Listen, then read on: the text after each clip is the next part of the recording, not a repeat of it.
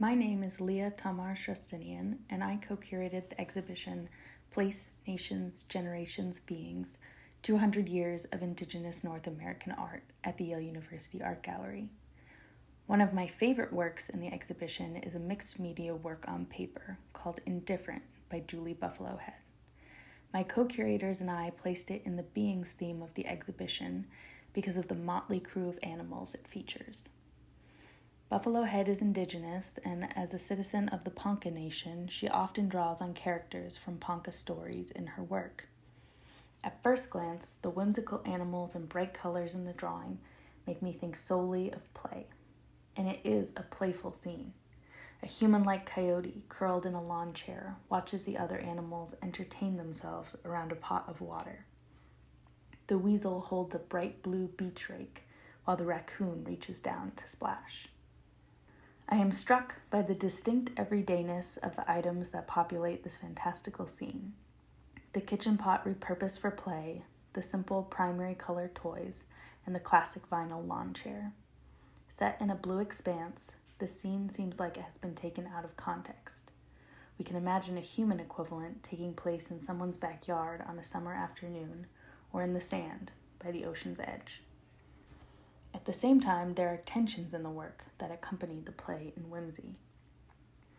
The work is composed of 3 sheets of locked-up paper, an incredibly durable paper made from the inner bark of evergreen shrubs in Nepal.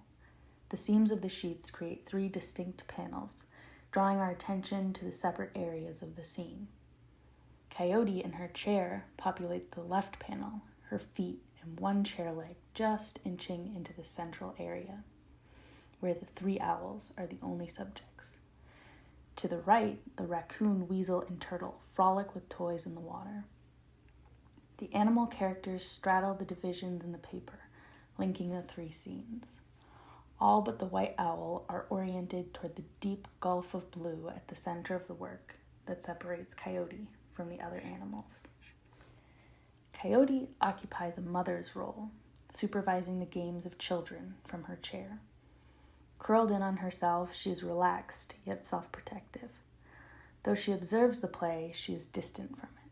There is a sense of detachment and stillness about Coyote that further separates her from her companion's energetic antics.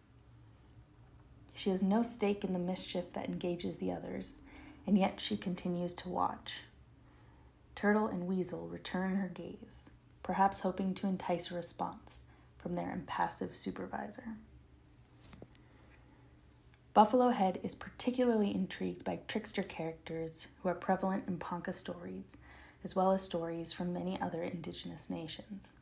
She says, trickster characters often have these traits. Whether they're greedy, gluttonous, or misbehaving, they do naughty things and represent all these human characteristics. At the same time, they are prevalent in a lot of creation stories. So they create the world, they make mayhem and mischief, but at the same time, they're doing really good things. These trickster characters are often coyotes or raccoons, like the coyote and raccoon in this collage.